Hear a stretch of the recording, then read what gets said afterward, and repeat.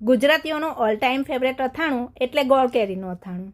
તો આજે મેં પણ આખું વર્ષ લાલ ચટક રહે તેવું રસદાર ખૂબ જ ઓછા તેલથી બનેલું ગોળ કેરીનું અથાણું બનાવ્યું છે.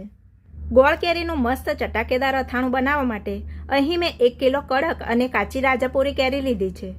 રાજાપુરી કેરી સિવાય તમે વનરાજ કે દેશી કેરીમાંથી પણ આ અથાણું બનાવી શકો છો. કેરીને મેં સારી રીતે ધોઈ લીધી છે અને નેપકિનથી કોરી કરી તેની છાલ ઉતારીને આ રીતના તેના મીડિયમ સાઇઝના ટુકડા કરી લીધા છે. કેરીની છાલ થોડી કઠણ અને રેસેદાર હોય છે એટલે અથાણું ખાવામાં નરમ અને મજેદાર બને એટલા માટે મેં કેરીની છાલ ઉતારી લીધી છે. બંને કેરીમાંથી ટુકડા કાપી લીધા પછી આ ટુકડાને આથવા માટે મેં તેને એક મોટા અને પહોળા સ્ટીલના વાસણમાં ઉમેરી તેમાં 1 ચમચી હળદર અને 2 ચમચી મીઠું ઉમેરી સ્પેચ્યુલાથી ટુકડાને બરાબર હલાવી લીધા છે અને આ રીતે 2-3 વખત ઉછાળી લીધા છે જેથી હળદર અને મીઠું ટુકડા ઉપર બરાબર લાગી ગયું છે. ત્યાર પછી મેં આ બાઉલને ઢાંકણ લગાવી કેરીના ટુકડાને દિવસમાં 2-3 વખત ઉપર નીચે કરતા જઈ 1 દિવસ માટે અથાવા દીધા છે જેથી કેરીના ટુકડા અથાઈને સરસ નરમ થઈ ગયા છે તેમજ કેરીમાંથી આવું ઘણું બધું ખાટું પાણી પણ છૂટી ગયું છે. અથાયેલા કેરીના ટુકડામાંથી ખાટું પાણી કાઢવા માટે મેં એક વાસણ ઉપર ચાળણી રાખી ચાળણીમાં ટુકડા ઉમેરી થોડી વાર રહેવા દીધા છે જેથી બધું જ ખાટું પાણી વાસણમાં આવી ગયું છે. આ ખાટા પાણીને ફ્રીજમાં સ્ટોર કરી તેમાંથી અન્ય ખાટા અથાણા પણ બનાવી શકાય છે.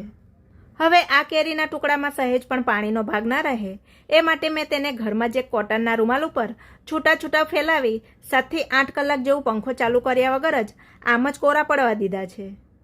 ટુકડા કોરા પડે ત્યાં સુધી મેં કેરીના વજન જેટલો જ એટલે કે 1 કિલો ગોળ લઈ તેને ચપ્પુથી બારીક સમારી સાઈડ પર રાખી દીધો છે.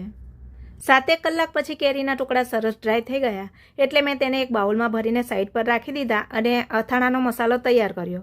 જેના માટે મેં એક મોટા વાસણમાં ધાણાના કુરિયા, રાઈના કુરિયા, મેથીના કુરિયા, આખા લવિંગ, મરી, ઇલાયચી, તજના ટુકડા, હળદર, મીઠું અને વચ્ચેના ભાગમાં 1/2 ટીસ્પૂન હિંગ નાખી તેના ઉપર 250 ગ્રામ ગરમ તેલ ઉમેરી ઢાંકણ લગાવીને મસાલાને અડધો કલાક રહેવા દીધો.